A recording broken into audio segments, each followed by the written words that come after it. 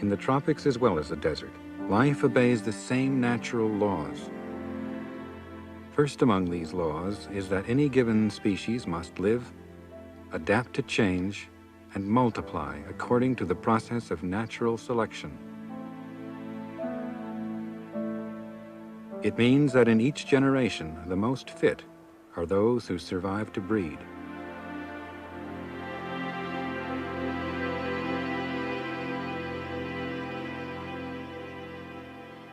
To see how natural selection works, we go first to the forests of North America, where a variation on the ancient game of hide-and-seek has been going on for the last 50 years.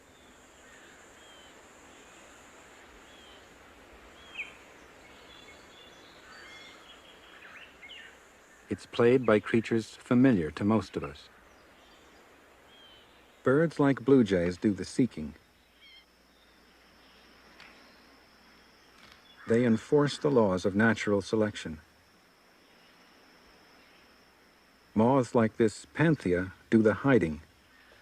50 years ago, this species was nearly all pale because that shade was the most effective camouflage. There are 3 moths here. The dark one, just below and left of center, is easiest to see. 50 years ago, if there were any dark ones at all, they made an easy mark for birds. Blue jays are omnivores, and moths form a part of their diet. So keen-eyed birds like this one have learned to spot conspicuous insects. But moths like this Panthea escaped detection, and so did their offspring, as long as the environment remained unchanged. But the environment did change. Throughout the 20th century, the soot of industrialism has been descending on city and country alike, slightly darkening the surfaces of many trees. Industrial pollution meant extinction for some species, but others have adapted. And one of these was the Panthea moth. Before 1940, collections of Pantheas contained only pale ones. But after 1940, dark ones began to be found. Soon there were areas where they comprised 80 to 90% of the population. They produced the black pigment, melanin, and with it, they and their descendants thrived. A moth without the trait was without protection. Blue jays are adaptable generalists and learn quickly to uncover a failing camouflage. They are agents of natural selection.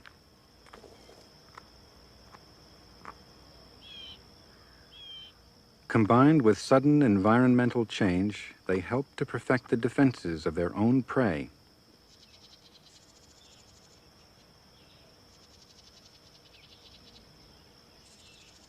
Camouflage is effective. But are there times when it pays for an animal to advertise itself with bright colors?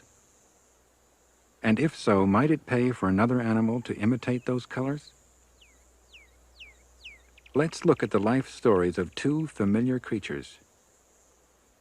Under the leaves of milkweed plants is where monarch butterflies lay their eggs.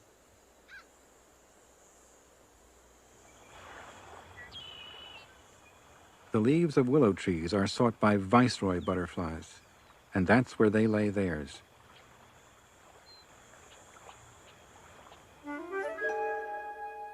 On the left is the viceroy, on the right, the monarch.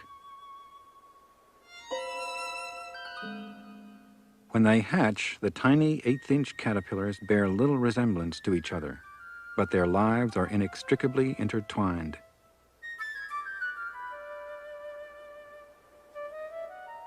As they eat, they grow and change. The viceroy caterpillar's blotches are not camouflage, but, as we shall see, more like disguise. As the monarch caterpillars grow, their rings become distinct, their colors brighten.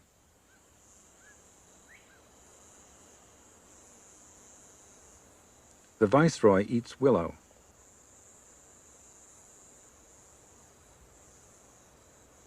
The monarch eats only milkweed, a plant that contains a poison in its milky sap. What the caterpillar eats does it no harm, but it has become toxic, and the bright colors are a warning. The leaves of the willow tree contain no toxin, and therefore neither does the viceroy. But most animals won't eat it, because the caterpillar looks too much like a bird dropping. After 3 weeks of feeding, the monarch's time as a caterpillar is over. The same for the viceroy.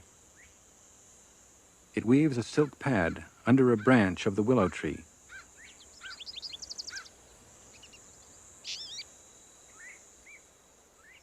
When it's done, it anchors itself and hangs upside down.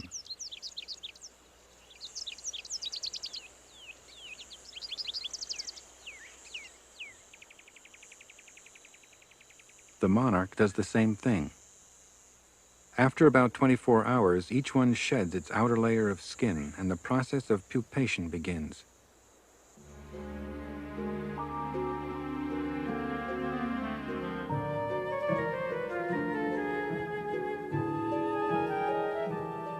What's underneath is a transitional form, a chrysalis.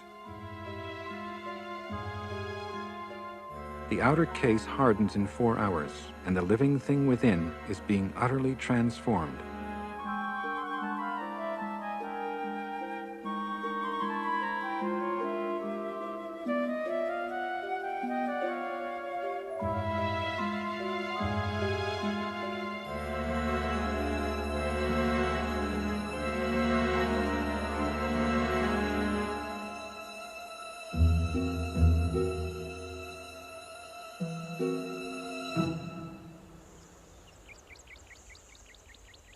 What seem to be identical butterflies emerge from each chrysalis. The monarch on the right has kept its coloration, advertising its toxicity. But what about the viceroy on the left? Aptly named as a stand-in for the king, it wears the monarch's bright colors. Has it become toxic through metamorphosis? No, it just looks that way. Wherever the viceroy goes, it travels under false colors. The monarch travels under true ones. Does this resemblance do the viceroy any good? Recent research has shown that it does, because predators remember not to repeat unpleasant encounters. This blue jay, which eats panthea moths, has a taste for butterflies too. But this one has never eaten monarch or viceroy. When presented here with a monarch, the naive jay catches it, dismembers it, and eats it.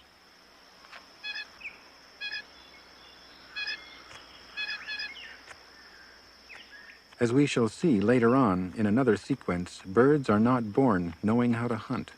They have to learn the hard way.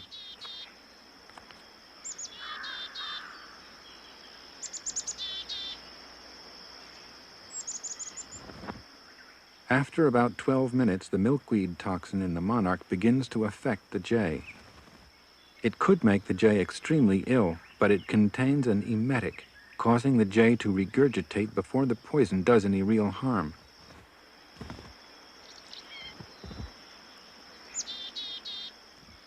After the blue jay recovers, if he's given a choice between the edible mimic, the viceroy, and the equally edible swallowtail, will he choose based on his memory of the monarch's colors?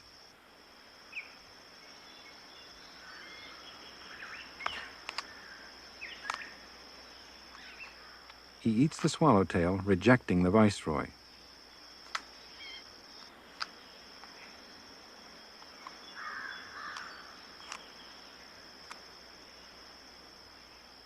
The jay cannot tell the model from the mimic, so he will now avoid both monarch and viceroy. Because of the predator's capacity to learn, the non-toxic viceroy has survived by trading on the reputation of the monarch. It pays to advertise.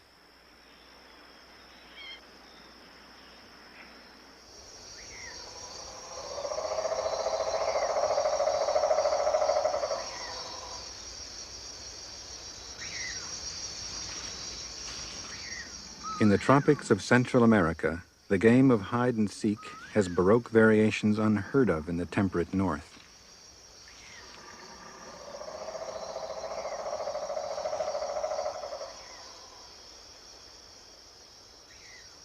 Even the trees seem menacing. They conceal a poisonous vine snake stalking its well-hidden prey. It waits, motionless as a branch. A thunder and lightning snake coils ready to strike. It vibrates its tail, sounding like a rattlesnake, but it's harmless. Its aggressive behavior only a terrifying bluff. The shy coral snake is neither camouflaged nor aggressive. Its colors are a clear warning. Its venom is one of the most lethal in the hemisphere. But it has such small teeth, its bite is not always deadly. So, like the monarch, it can teach without killing. And like the monarch, wherever it occurs, it has mimics. In Texas, there is the gray-banded king snake.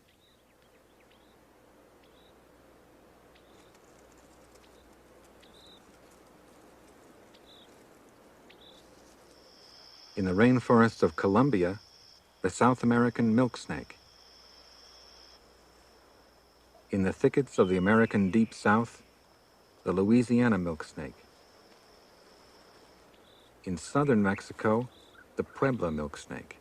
And in northern Mexico, the Sinaloan king snake. The most common pattern among coral snakes has the bands arranged in this order: red, yellow or white, then black. But even the experts have to remember the old saying, red next to yellow will kill a fellow. And for the harmless mimic below, red next to black is a friend of Jack.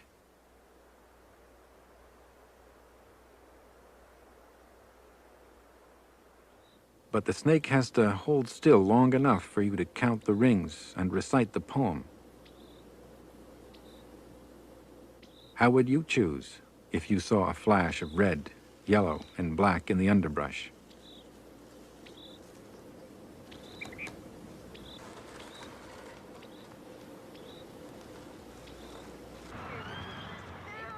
From earliest childhood, we ourselves have been participants in many of nature's truth in advertising schemes.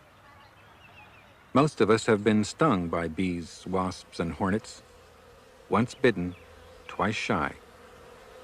So we give a wide berth to anything that reminds us of that painful experience. We think we recognize these insects as ones that will sting if annoyed. We react to the telltale colors with caution, as an insect-eating bullfrog will after it has learned its painful lesson. Or other insectivorous animals like chickadees and tree frogs. But let's look again. On the left is a harmless syrphid fly. On the right, a genuine yellow jacket. Left, a fly. Right, a bumblebee.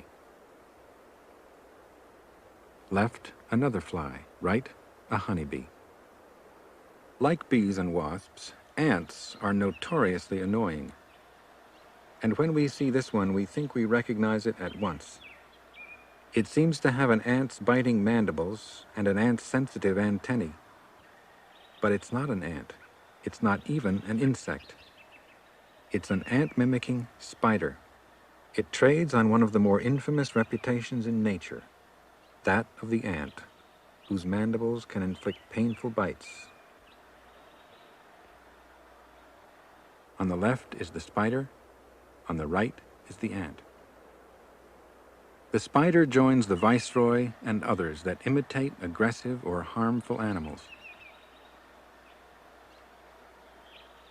For this deception to work, there have to be many more unpleasant models than harmless mimics. Otherwise, the imposters would be discovered.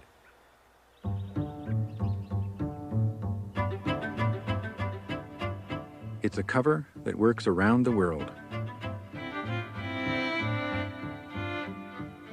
In South America, there's a frog so poisonous you shouldn't touch it.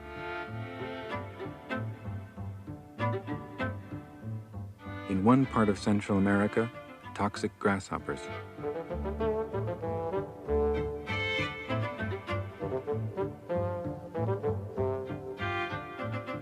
In another part of Central America, toxic caterpillars.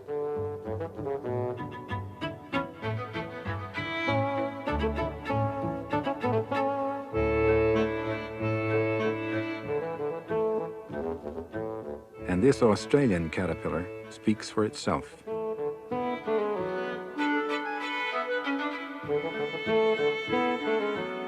Let's take a broader view and see how natural selection designs the appearance of communities of animals in two different environments.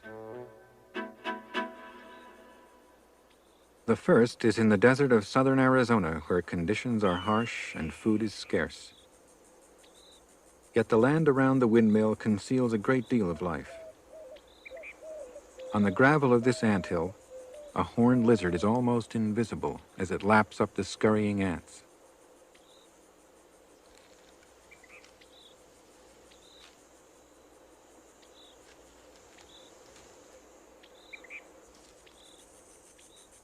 There is one kind of camouflage that involves resembling parts of plants. This is not the stub of a broken twig, it's a tiny membracid bug.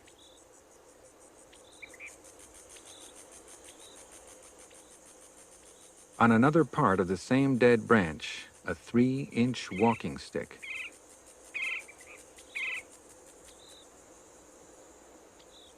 By contrast, this caterpillar's vivid colors are fair warning that it carries an effective defense. The praying mantis hunts among the trees and bushes here. It will eat caterpillars, but this one bites the mantis on the right foreleg, flails it with its foul-smelling tail appendages, and stands its ground. The mantis tries one more time, but is driven off by the aggressive caterpillar. It withdraws to consider other hunting grounds. The caterpillar's coloration is an honest announcement. The mantis must find something less well defended.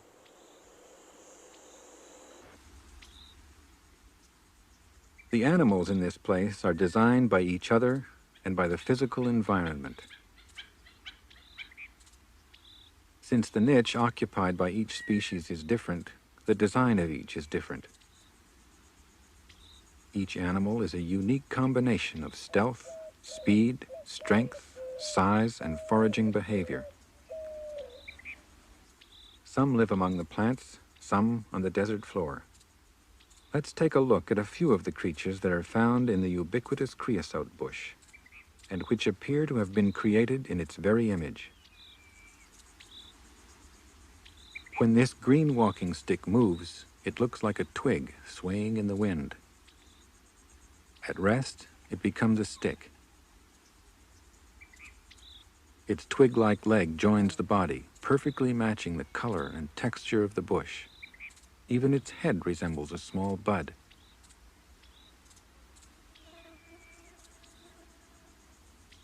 The praying mantis is a generalized predator. It has to know how to tell animal from vegetable, but here it all looks the same. Is it a stick or a walking stick? Is it a leaf or a green grasshopper with white stripes on its legs? On the way to the top branch of the bush, the mantis steps on the walking stick.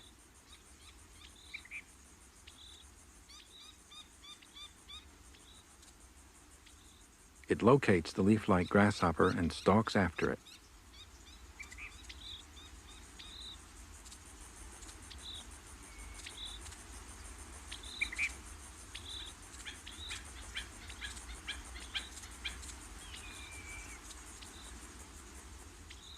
The mantis uses its antennae to verify that what it sees really is a grasshopper.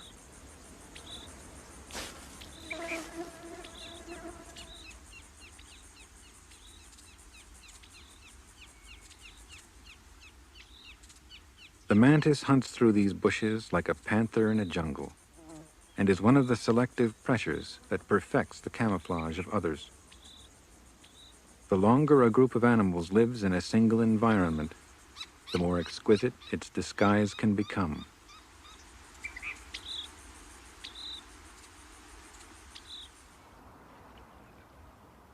The next environment is in tropical waters. Caribbean islands are comparatively simple ashore, but the surrounding sea abounds with animals with remarkable adaptations. The open ocean is patrolled by predators, but floating on its surface is a unique haven, a world within the larger world of the sea. Sargassum weed is a miniature seagoing jungle that conceals species found nowhere else on Earth.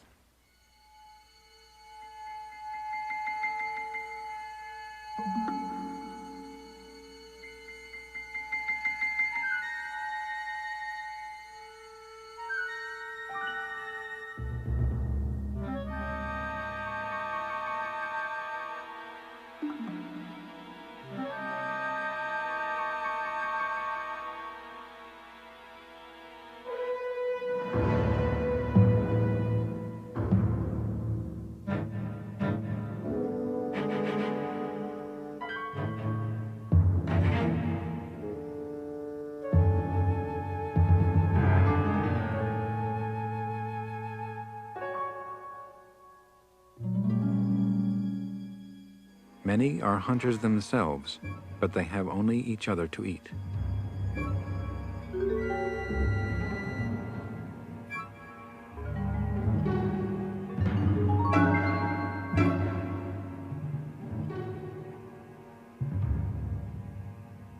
The sargassum fish is almost all mouth. It will even eat one of its own kind.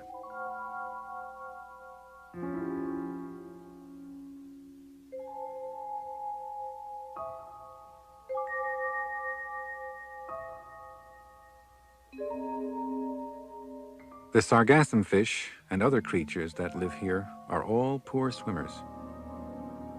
But as long as they keep to the shelter of the weed, they are safe from the swift, predatory fish that lurk in the water below.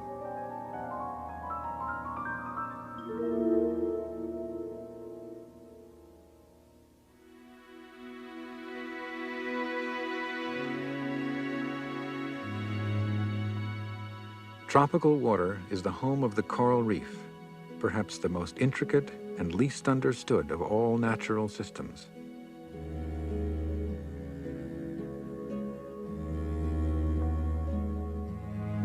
A coral reef is a complex food web, top-heavy with predators.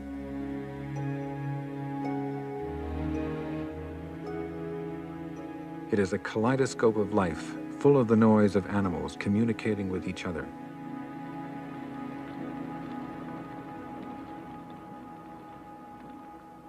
But the colors of the fish here can be misleading, like the false eye spots on the tail of the four-eye butterfly fish.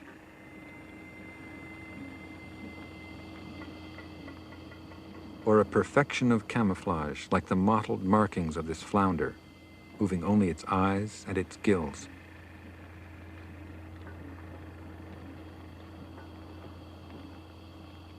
It can even change color if it swims to where the bottom looks different. This tiny shrimp hides unharmed on a sea anemone. Other creatures might die in contact with the stinging cells in the tentacles of the shrimp's host, but there is a theory that the shrimp may secrete a chemical disguise, and that for the anemone, the shrimp isn't even there. And that is the main function of disguise, to convince the world you aren't there. Sometimes this crab has an unpalatable sponge on its back, so it won't be eaten. And other times it fashions its own costume out of whatever is at hand.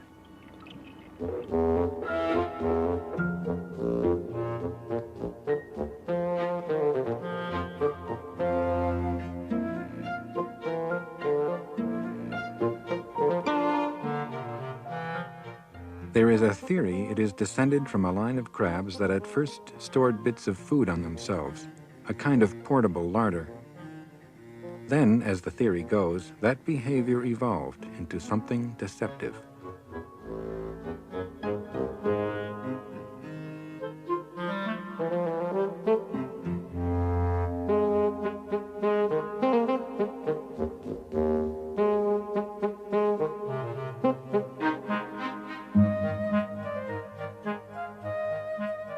An animal's behavior evolves just as its form and color does.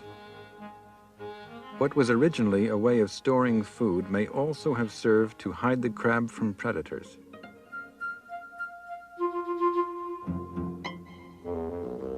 The ability to improvise an effective cover was favored by natural selection.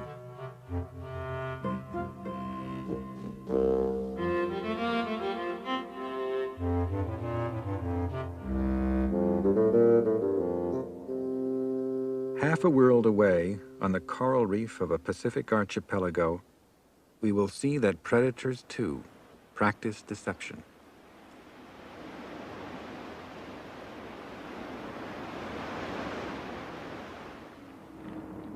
They can be elaborate and sinister. There are two fish here. One is a butterfly fish. The other is the shadowy form in back of it. It's an anglerfish. Its black eye watches for prey. Between its eyes, a short spine with a feathery lure on it. Below the lure, a huge mouth. Now in slow motion, the angler twitches its lure, attracting the attention of the butterfly fish.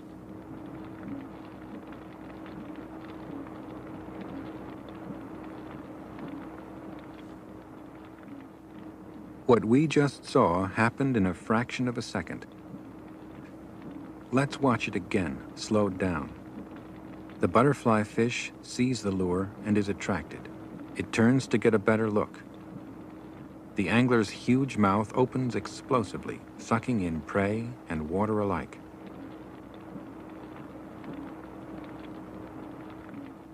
Some who have measured the speed of the angler's strike say it is the fastest in the vertebrate kingdom. It happens in 4/1000ths of a second, and no fish within reach has a chance.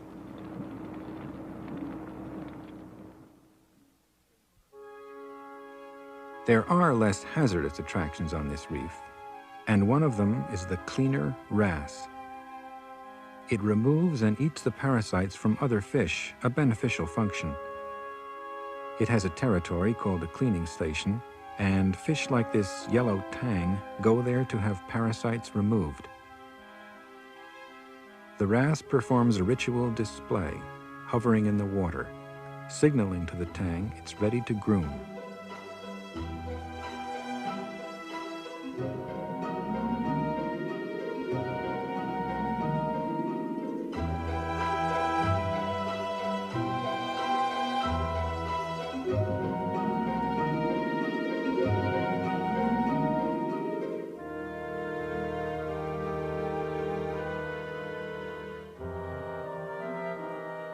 Lurking in a hole in the bottom is the cleaner wrasse's double. It's called a saber-toothed blenny, and it takes advantage of the relationship between wrasse and the fish they clean.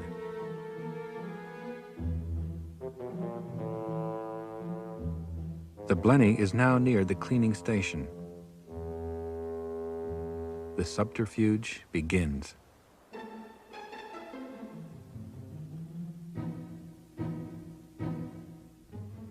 The blenny goes into a wrasse act.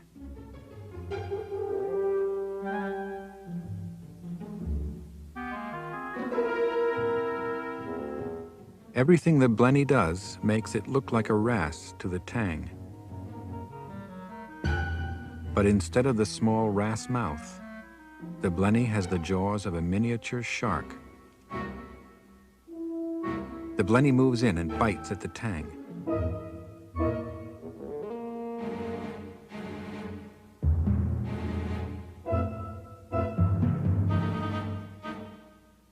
The blenny has a second chance.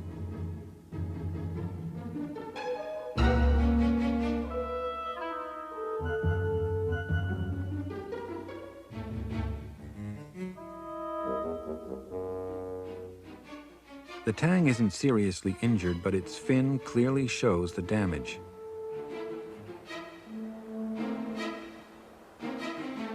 Now the tang won't allow the mimic or the model to approach, until it finds a new population of cleaner wrasse in another part of the reef.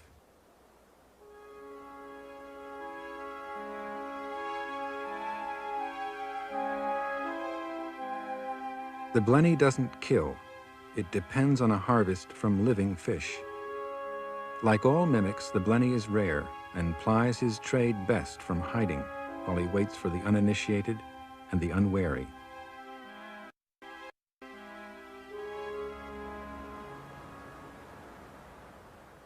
We're back in North America, over Minnesota.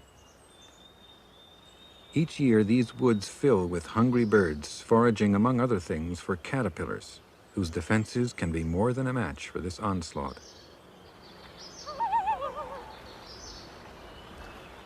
Caterpillars don't have much of a capacity to learn as individuals, but different species have developed elaborate form and behavior for staying alive. Many are messy eaters. Edible caterpillars try to stay hidden while they eat.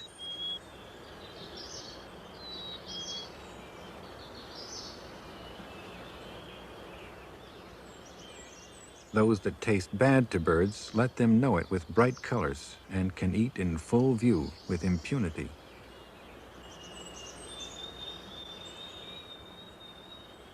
Damaged leaves reveal the whereabouts of caterpillars, though many are well camouflaged.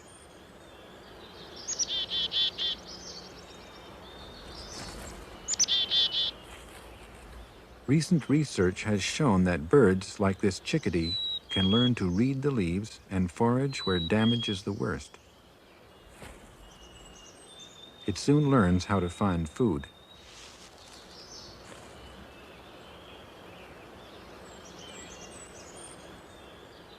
As the branch shakes, this caterpillar instinctively recoils, disguising its form. But too late, the bird saw it move.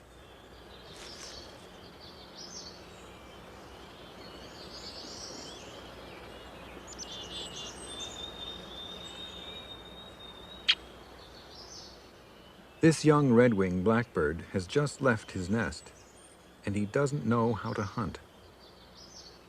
He doesn't even realize that inches away, under the branch, there is a full meal camouflaged to look like the branch itself. By summer's end, he will know the difference between branch and caterpillar, and he will forage successfully.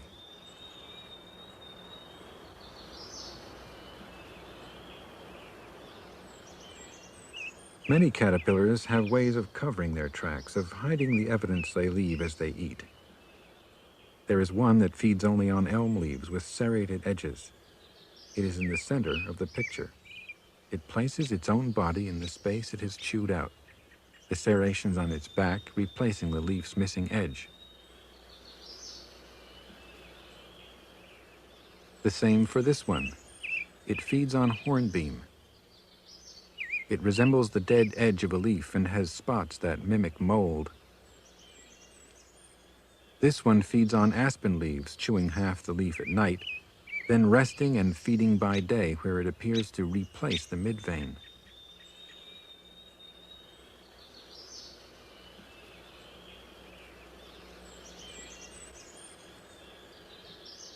Big fast eaters like this 3-inch hornworm eat small leaves symmetrically and devour them entirely, destroying the evidence in the process. They don't even leave a stem. One of the most ingenious is the little dagger moth caterpillar. It feeds on large leaves and can't finish them quickly.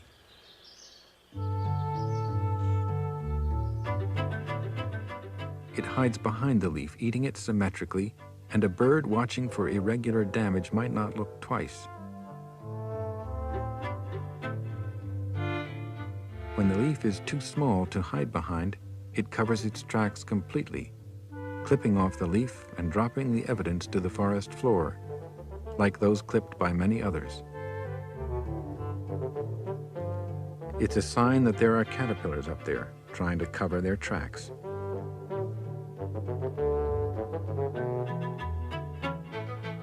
Many of these leaf clippers belong to a special group that feed by night, get rid of the evidence, then poise in plain view all day. They feed and hide on only one kind of plant. Their camouflage is as specialized as their diet. Anchoring a silk thread to a branch, this one cables itself into position so it can be rigidly supported like an upright twig while it waits for nightfall.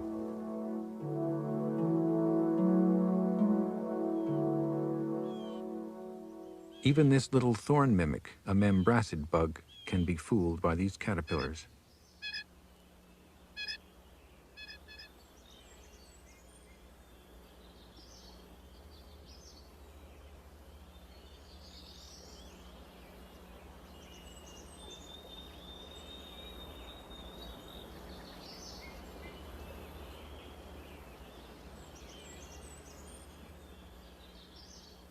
The resemblance between these caterpillars and the plants they eat is so good that if you find one on the ground, you can tell what leaves to feed it by what kind of a stick it looks like.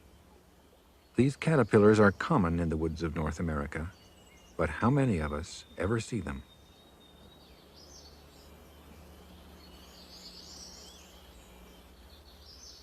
But birds need to see them. If a young bird doesn't even know what to look for, or what is good to eat, how does he begin? He doesn't see the little green inchworm motionless in the middle of the picture, but pecks instead at anything that moves.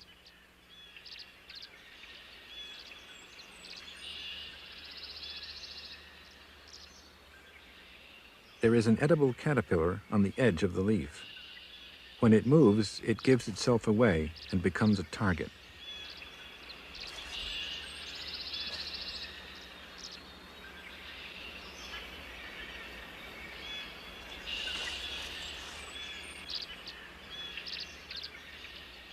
The bird looks behind the leaf.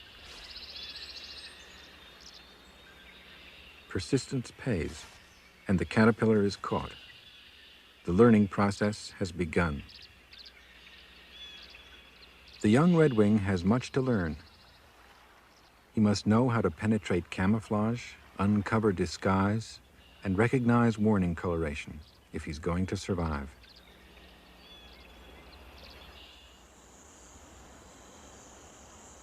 Some of the animals we have seen fool each other by appearance. But there's an animal that deceives the world with behavior alone. It's the hognose snake. Even kittens have the blood of great hunters in their veins. This one is long on instinct, but short on experience.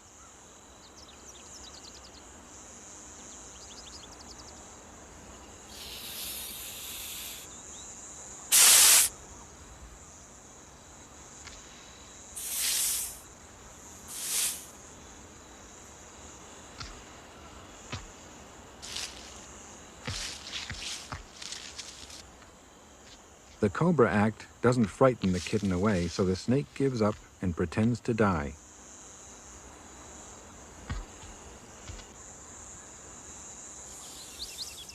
The kitten seems to lose all interest.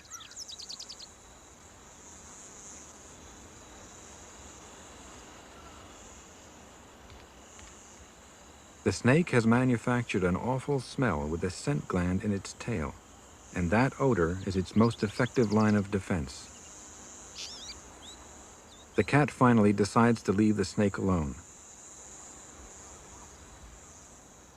In fact, the smell is so bad, it attracts flies. When the kitten is gone and the coast is clear, the perfectly harmless snake revives and rights itself. Its behavior gives it a three-part defense that works. First it looks dangerous, then it looks dead. Only as a last resort did it abandon play acting, and like a skunk, drive the kitten off with a foul smell. Most tactics work to avoid encounters, but some invite them. Australia, 12,000 miles away, is an island continent separated from the rest of the world.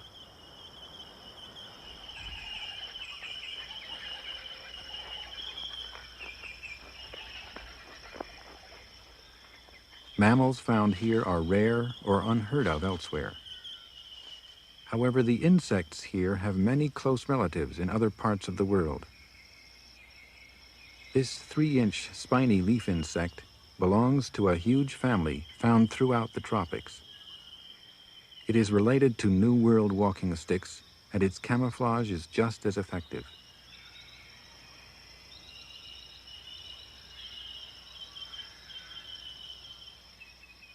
It feeds by night and hangs motionless and virtually invisible while the sun is up.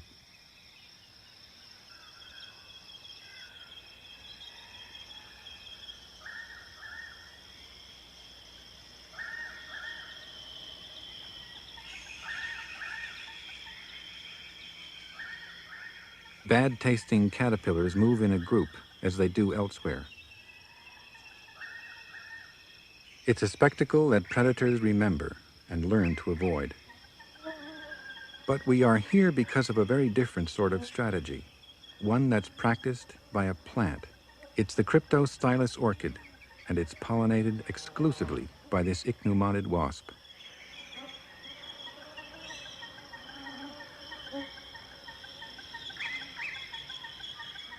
The reproductive system of this plant manufactures a scent that is a copy of the scent produced by the female ichneumoniid wasp when she is ready to mate.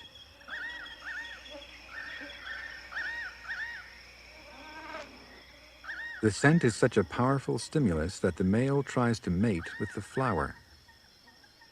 The orchid's pollen sacs are sticky and become attached to the abdomen of the wasp.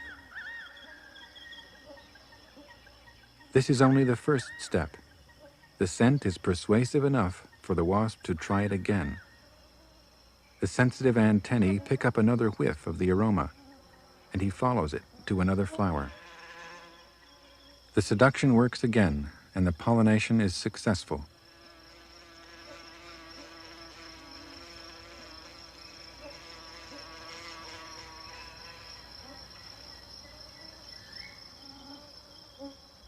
The wasp gets nothing from this, the orchid everything. The natural laws that develop this relationship produce variations on the theme in other parts of the world as well.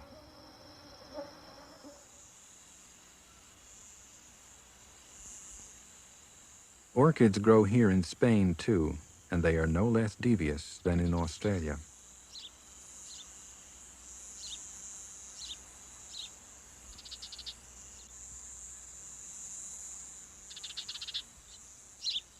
Spring comes half a year later here than down under, and with it come the usual bloom of flowers and the usual legions of insects. As they forage for food, beetles and bees, flies and others randomly pollinate the blossoms.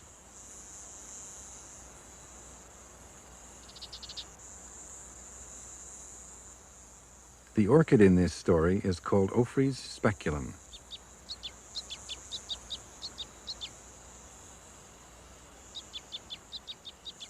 The warm spring weather awakens male wasps of the genus Campsoscolia.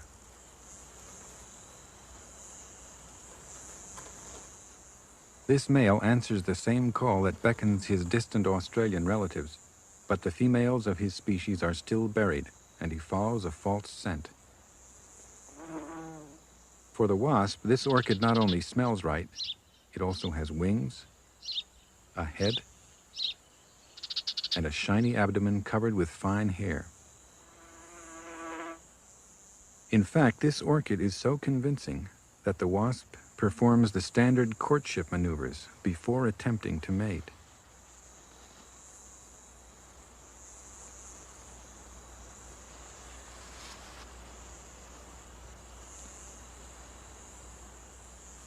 The orchid fits the wasp so perfectly that the pollen sticks to his head, a genetic message he will unknowingly carry to another orchid.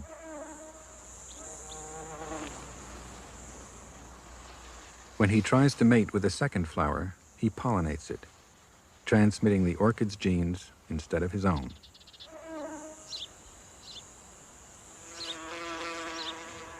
In fact, if you place a female wasp next to Ophrys speculum, The males can't seem to tell the difference at first.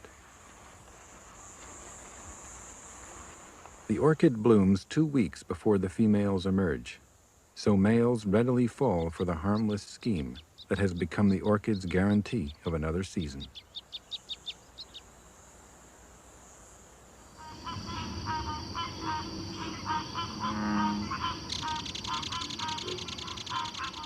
In the swamps of Florida, hidden below the water hyacinth, there is a trap of a more sinister kind.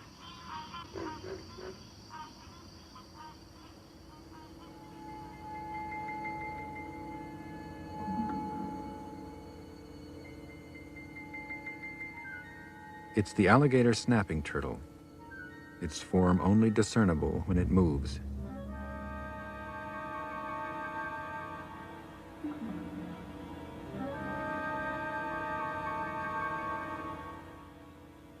At rest, it is almost invisible. It lives on fish like these small shiners that cruise about in the dim waters.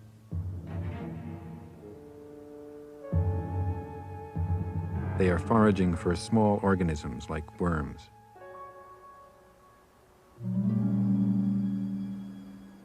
People use worms for bait, but we are not the only ones that angle for fish with bait. This is a worm-mimic tongue inside the trap-like mouth of the turtle. It will entice for hours, waiting for fish that pass too close or hesitate when the lure catches their attention.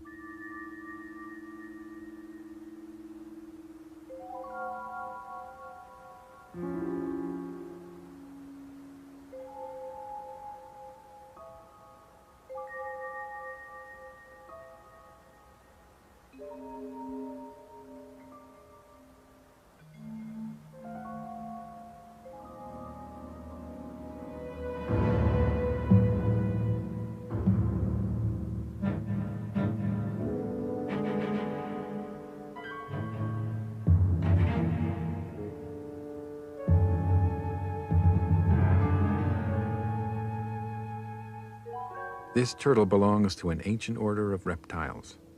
They can get to be 150 pounds, growing huge on the gullibility of fish and the bait we ourselves have found so reliable.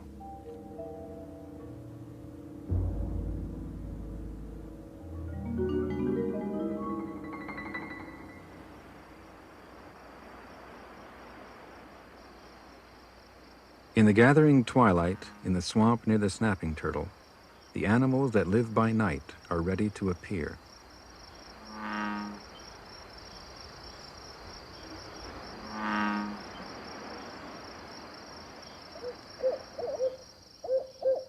Firefly signals form a complex and precise language that males and females use to locate each other for mating. This is a Photurus A male, and like all fireflies, he has a white organ in his abdomen that produces light chemically.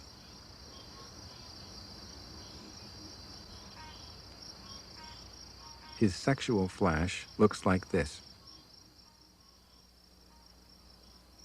When shown on an oscilloscope, it has a unique profile and sound. The male of another species has a flash with a different pattern and sound. This is the Photurus A female. When the male flashes, she responds like this if she is ready to mate. Her organ has twin lights. The Photurus A male is beginning to search for a mate. He may have noticed the correct flash below him in the grass. He makes his sexual search flash. His is the first. The second should be the female of his species. But it isn't. It's another female impersonating the code of the Photurus A female. Her name is Photurus versicolor, and she has quite a repertoire of impersonations.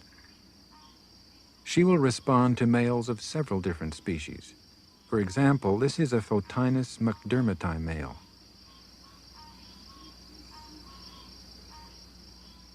His sexual search flash looks like this. The first signal is his, the second pair is versicolor's impersonation of his female. But back to the Photurus A male.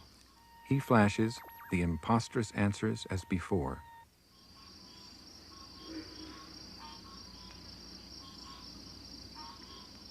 He flashes one more time, she answers. The scope records his sexual search flash, and then a series of extremely bright flashes. They have nothing to do with mating, though.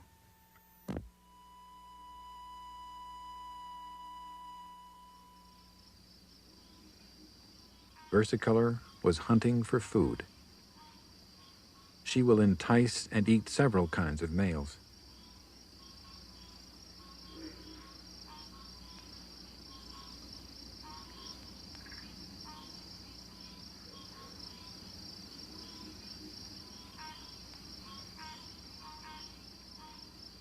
To understand this mimicry, science deciphered firefly language. Because this deception is based on dots and dashes of light, it is the purest kind of mimicry. Physical appearance plays no part. All that's needed is a code that works in the dark.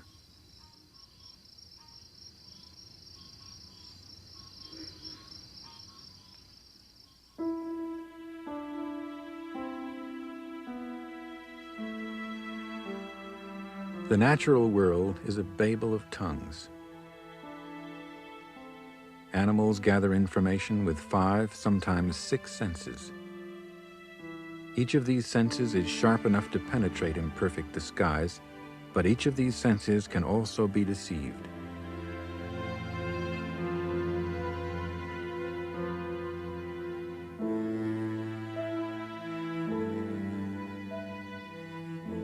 In the wild places of the world, a few stratagems are overlooked.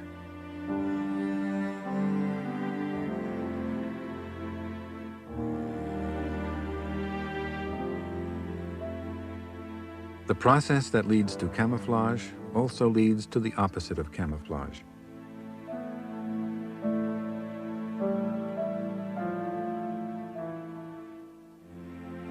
Hunters are on the cutting edge of natural selection.